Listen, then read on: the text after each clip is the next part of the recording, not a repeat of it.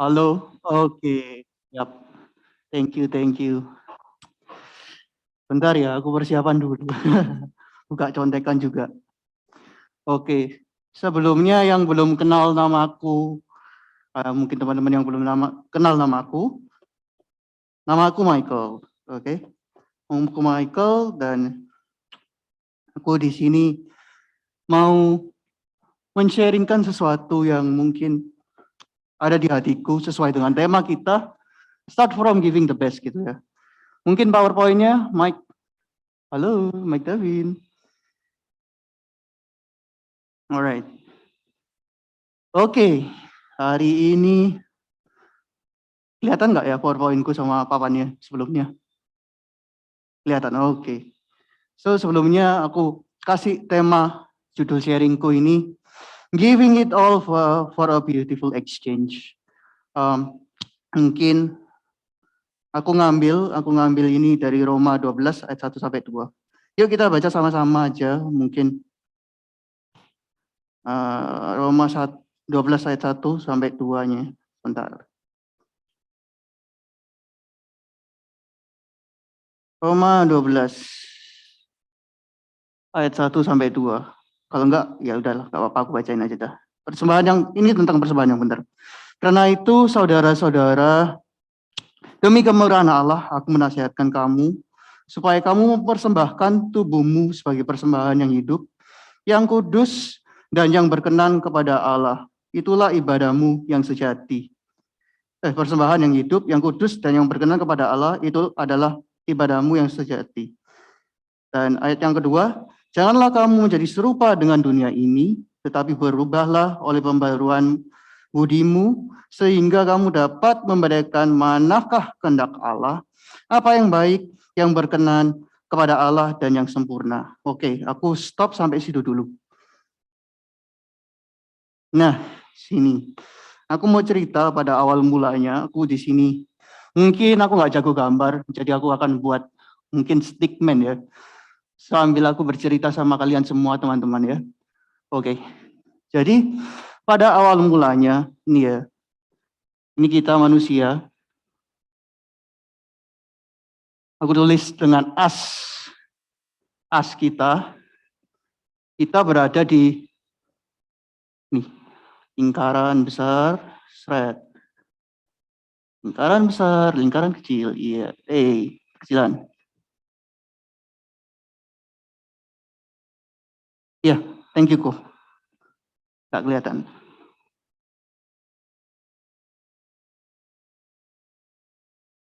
Right, oke. Semula kita berada di wilayahnya Tuhan gitu kan ya. Nah, di sini aku kasih di bawahnya ada tulisan kan ya. Ketika yang semula sempurna menjadi dosa dan kotor. Nah, pada mulanya kita diciptakan bersama-sama dengan Allah. Kemudian kita tahu ceritanya gimana kisahnya kita manusia Adam dan Hawa jatuh ke dalam dosa, dia tergoda oleh ular dan kemudian jatuh. Nah, dari sini otomatis kita sekarang sudah ada di luar wilayahnya Tuhan.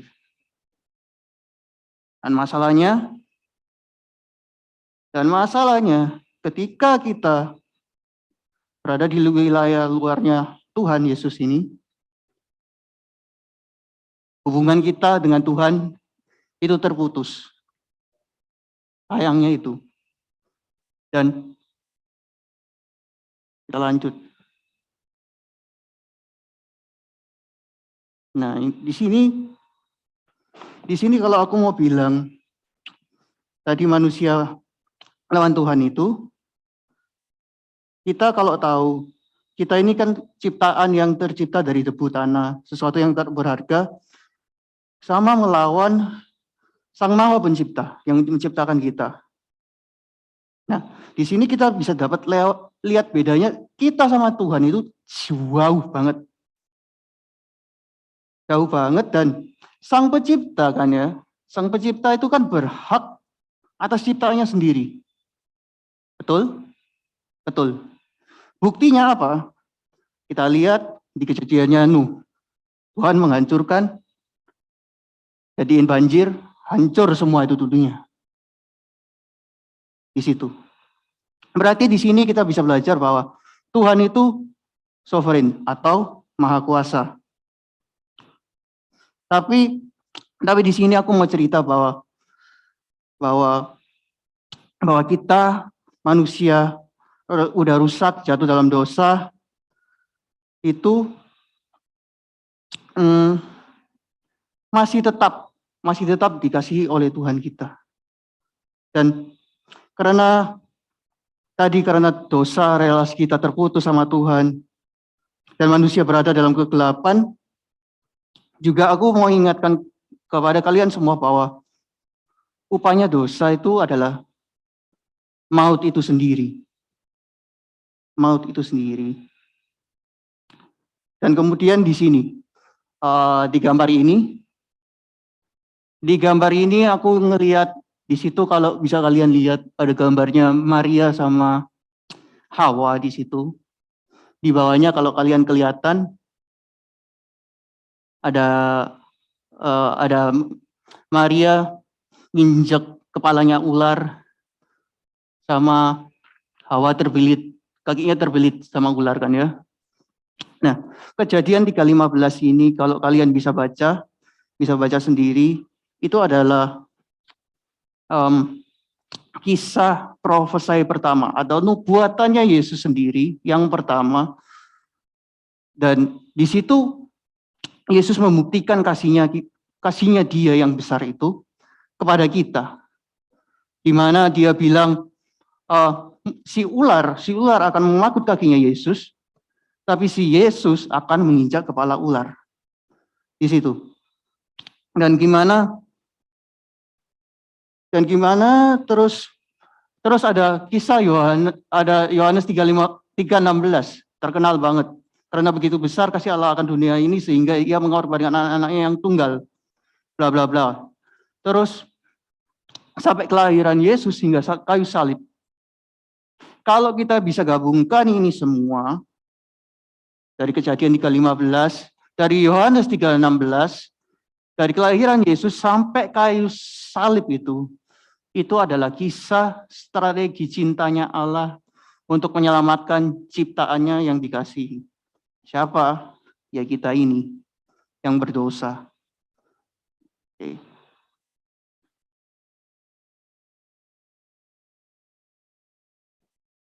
Oke. Di sini aku mau bilang bahwa tadi 3 strategi itu strategi yang, kalau boleh aku bilang, itu strategi yang sangat susah banget. Susah banget untuk dilakukan bahkan oleh kita manusia. Why it's hard to do that strategy? God's master plan. It's really hard to do. Why? Because it requires something.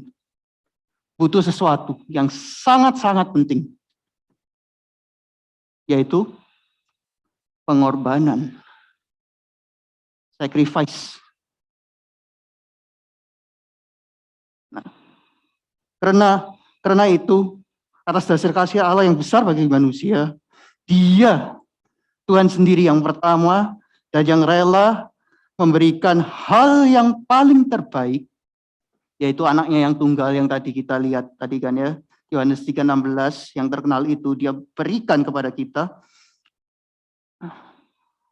Dia berikan kepada kita kan ya. So, jadi basically saying, Tuhan sendiri telah memberikan yang terbaik bagi kita atas dasar kasih dengan membayar upah dosa itu sendiri. Dan tanpa kita sadari, sebuah pertukaran yang indah itu terjadi sebenarnya. Nah, sebuah pertukaran yang indah telah terjadi lewat karyanya. Lewat karyanya di mana? Lewat karya pengorbanannya di kayu salib. Menukarkan yang seharusnya kita yang harusnya membayar upah dosa itu, dia tukar. Di situ. Aku sampai situ.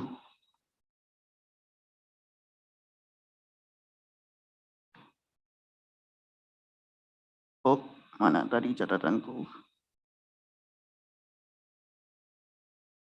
Nah, di sini kita lanjut lagi.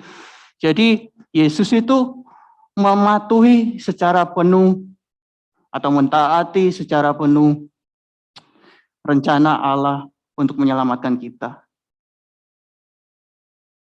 Jesus full obedience set us the perfect example of giving the best. Alright, memang benar sih. Memang benar. Ketaatan Yesus akan perintah Allah, akan strategi yang tadi 3 itu, dari Kejadian 3:15 sampai Yesus mati di kayu salib itu, dia taat sepenuhnya. Kalau kita balik lagi ya ke soal Tuhan, kemahakuasaannya Tuhan. Tuhan itu sempat apa ya kalau aku bilang sempat khawatir, sempat gak mau untuk menyelamatkan kita loh. Kita buka di Matius 26:39.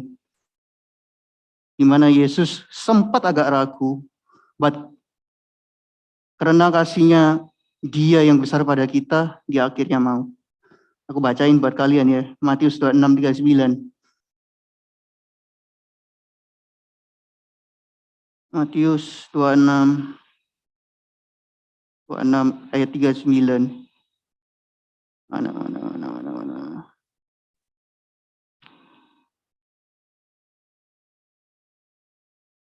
39. There you go. Nah ini, Matius 26:39. Aku bacain. Maka ia maju sedikit, lalu sujud dan berdoa. Katanya, ya Bapakku, jikalau sekiranya mungkin, biarlah cawan ini lalu daripadaku. Tetapi janganlah seperti yang ku kehendaki, melainkan seperti yang engkau kehendaki. Di sini Tuhan sempat enggak mau untuk menyelamatkan kita, but kita bisa lihat ketaatannya Tuhan dari kata-katanya. Tetapi janganlah seperti apa yang ku kehendaki, tetapi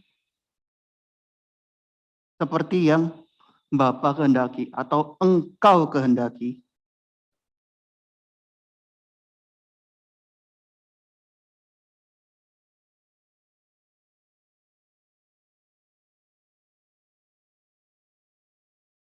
Nah, di sini lalu gimana sih dengan kita manusia? Kenapa kita manusia harus mempersembahkan, tadi kita baca di Roma, mempersembahkan tubuh yang berkenan? Why gitu loh.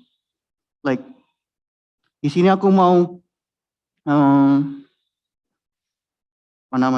sharing sama kalian bahwa dalam mempersembahkan yang terbaik itu kita juga turut ikut andil mentaati perintah Allah untuk melayani Dia juga sekitar kita, dan sebagai bukti bahwa kita mengasihinya secara penuh. Itu ada ayatnya kalau kita mau baca Yohanes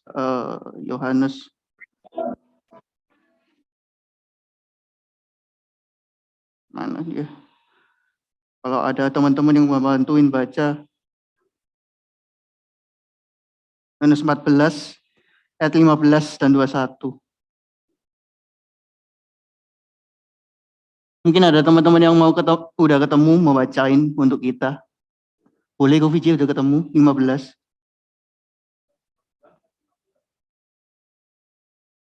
Enggak. 15 sama dan 21, sorry.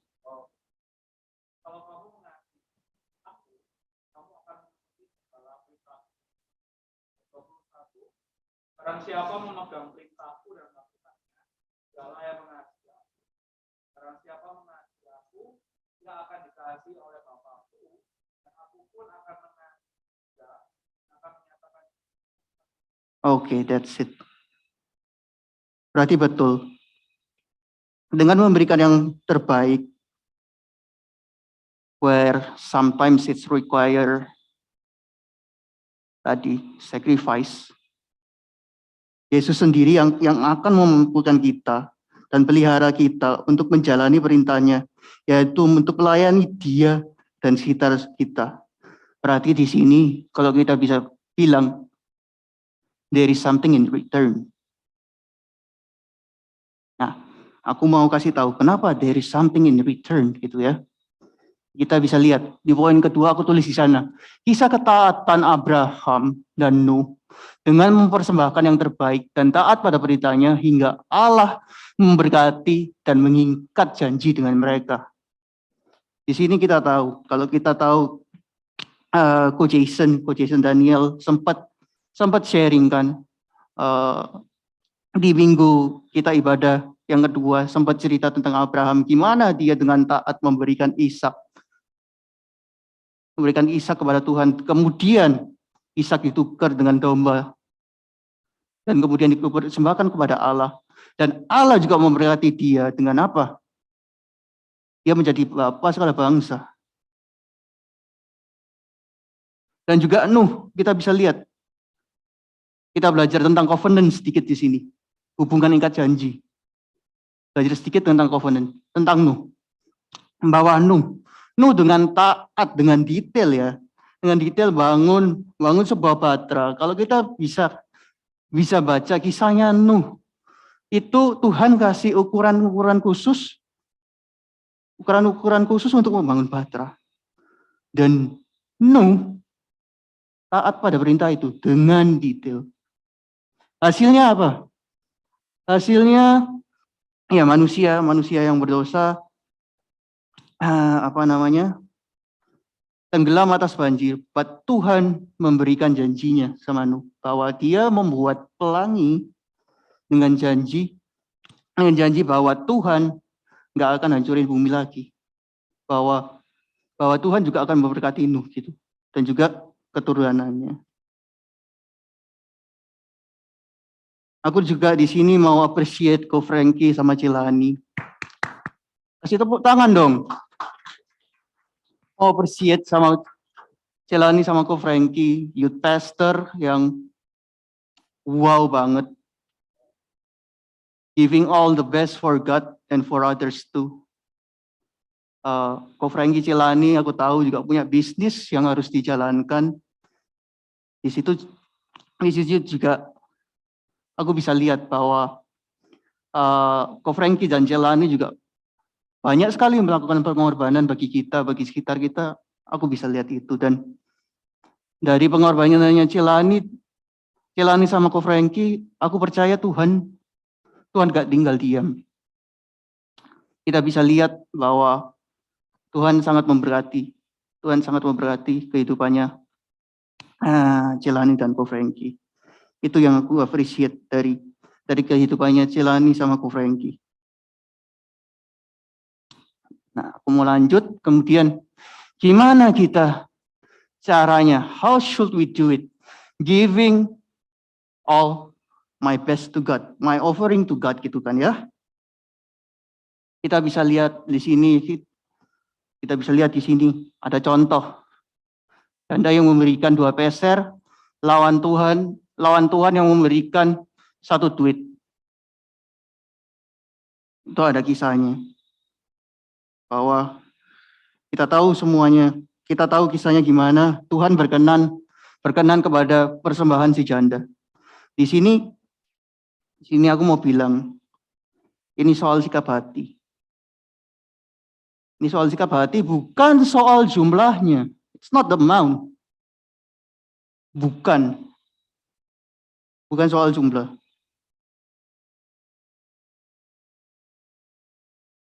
Di sini kalau aku boleh bilang, sang janda itu memberikan her best possessions. Posesi yang terbaik. Mungkin dengan 2 peser itu mungkin bisa jadi uang terakhirnya dia, uang makannya dia, atau uang untuk apapun itu. But he gave it to God. Apa artinya? What does it mean? Bahwa dia berserah penuh dengan memberikan persembahan yang terbaik pada Tuhan. Dia dia sendiri percaya kepada Allah bahwa Allah sendiri yang akan memberkati kehidupannya dia. Itu. Di sini kita juga bisa belajar bagaimana dia berserah penuh dan merendahkan hatinya yang membuat Yesus berkenan atas persembahannya. Di situ. Mungkin sesuatu yang berharga atau yang tadi aku bilang the best position tadi yang kita miliki bisa menjadi ini yang bahaya. Our crazy obsessions. Obsesi yang membuat kita gila. Sesuatu yang berharga, sesuatu yang kalian sayangi, dan kalian tergila-gila atas itu. Mungkin hal itu aku nggak tahu, aku nggak mau bilang bahwa hal itu mungkin toksik, trauma kalian, yang mungkin kalian sulit untuk menyerahkan itu kepada Tuhan. Mbak Tuhan mau itu. Ini ceritanya, aku juga belajar di sini kayak, kalau boleh sharing kehidupanku, kayak aku main tarik tambang sama Tuhan. Tarik ulur.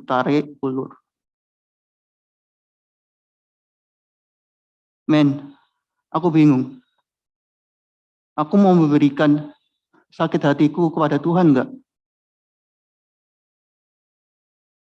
Tuhan, di sini yang bahaya. Kita bakal ragu sih sama Tuhan, atas kuasa Tuhan. So, pada akhirnya kalau aku bisa sharing, aku serahkan, aku dulu punya trauma kecil dulu SD, aku pernah dibanding-bandingkan sama guruku juga. Ya ada mama di sini sih, aku jadi nggak enak bilangnya. Ada papa juga, buat aku sudah confirm sama papa juga nggak apa-apa. Aku juga pernah dibandingin sama orang tua aku. It hurts. Dan aku mau serahkan itu semua kepada Tuhan, dan hasilnya, ya aku sekarang ada di sini. Pada awalnya aku orangnya yang pemalu banget, perfeksionis, gak punya teman. But I gave it all to God. Tuhan, aku mau menyerahkan hidupku, pakai aku. And this is it, ini hasilnya. Aku bisa sharing sama kalian, berkati kalian semua. Dan aku juga belajar bahwa aku bisa mencintai orang, dan aku juga pantas untuk dikasihi. Itu. Wow, cepat sekali ya waktunya berlalu. Sudah tinggal 5 menit, gak kerasa. Wow. Oke, nggak apa-apa. Waduh, gak kelihatan aku dari TV-nya. With the beautiful exchange. Nah, inilah dia, the beautiful exchange-nya. Dengan mempersembahkan yang terbaik dan taat pada kehendaknya, yaitu dengan melayani Dia dan tubuh Kristus, Allah sendiri yang akan menganugerahi kita dengan kuasanya untuk melakukan kehendaknya yang sempurna. Nah, kita bisa lihat nanti kalian baca sendirilah. Roma 12 itu yang dengan perikopnya tadi apa? Kalau di bahasa Inggrisnya aku ingat dedicated service gitu kan ya. Versi NASB, kalian baca dari ayat 3 sampai 8 itu Tuhan itu sudah memberikan anugerahnya kepada kita, dan di situ tertulis bagaimana Tuhan mencurahkan kuasanya gitu di situ. Kuasanya dan kasih karunia-Nya, yaitu kita bisa berbuat, melayani sesama, dan lain-lain. Kalian baca sendiri di situ bisa. Oke, mana? Dan kemudian yang semula tak mampu dimampukan oleh Allah sendiri. Yang kotor dan semula berdosa dicuci oleh Allah. Relasi yang semula dulu itu terputus antara manusia dan Tuhan menjadi terhubung kembali. Jika engkau mau menyerahkan hidupmu kepada Allah dan saling berelasi kepada Tuhan. Nah, tadi aku sempat tulis di awal, where is the beautiful exchange? The beautiful exchange of us giving the best. Di sini. Beautiful exchange itu terletak pada kasih anugerah Allah yang tercurah bagi kita, yang sudah mempersembahkan yang terbaik padanya. Pada akhirnya, Tuhanlah yang mencurahkan kuasanya bagi kita, dan kita akan menjadi saksinya sampai ke ujung bumi. Itu juga sudah ditulis, kawan-kawan. Kisah para rasul, bagaimana Roh Kudus tercurah bagi kita, dan kita akan menjadi saksinya sampai ke ujung dunia. Rasul 1-8. Oh, halo? Is it the end? Mike? Nah, jadi tinggal 2 menit, aku mau kasih solusi sama kalian semua. Di sini karena Tuhan sudah mempersembahkan yang terbaik bagi kita dengan membayar upah dosa, yaitu maut, dan juga taat pada Bapa. Ketaatan dan persembahan terbaik Yesuslah yang memampukan kita untuk berelasi kembali dengan Allah yang kudus, di mana Tuhan sendiri sudah menukar peran kita yang seharusnya kita mati, tetapi kita hidup dengan karya indahnya di atas kayu salib. Nah, di sini sudah sepatutnya kita juga mempersembahkan yang terbaik bagi Allah kita. Dengan mempersembahkan yang terbaik bagi Allah, karena dasar kasih kita terhadap Allah dan sesamanya, yang seharusnya itu juga adalah perintahnya. Berarti mengasihi perintahnya Tuhan cuma 2 kok. Cuma 2 yang terpenting, kasihilah Tuhan Allahmu dan kasihilah sesamamu. That's it. Nah, dengan mempersembahkan yang terbaik, juga menimbulkan sebuah hubungan ikatan janji antara kita dengannya yang memampukan kita untuk menjalani hidup kita dan juga melayani Dia juga sekitar kita. Di sini aku juga mau nambahin,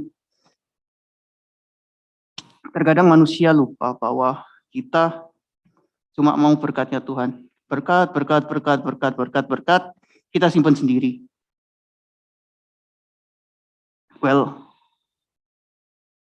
kalau berkat tersimpan itu, kita bisa lihat kisahnya Musa, balik ke kisahnya Musa bahwa di mana bangsa Israel dapat roti mana tapi disimpan, dan kemudian roti mana itu jadi busuk. Itu jadinya jika kita simpan berkatnya Tuhan bagi kita sendiri. Tujuan kita diberkati oleh Allah. Iya, kita mendapatkan berkatnya, tapi jangan lupa untuk dialirkan. Dengan cara apa? Let's go. Teman-teman yang belum pelayanan Impactors, hehehe, sambil promosi, ada open recruitment. Di situ aja, waktunya sudah habis. Wow, aku on time. Aku undang pemain musik untuk maju ke depan, yuk. Thank you guys for listening to my sharing singkat. Hari ini semoga apa yang bisa di-sharingkan ini bisa kalian lakukan. Iya, memberi yang terbaik itu sekali lagi susah. Aku butuh waktu 14 tahun namanya. Aku tarik ulur.